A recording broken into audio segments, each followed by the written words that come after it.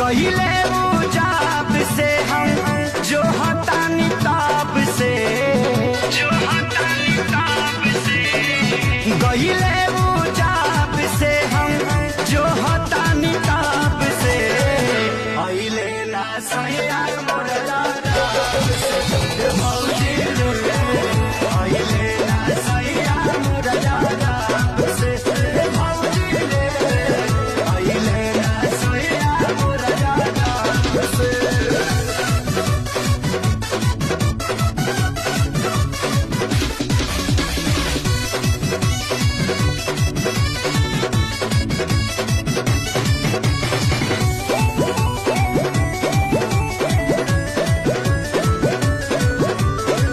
उनका बिना तो सेज लागे सुन हो, हमरा जवानी में लागता धुन हो।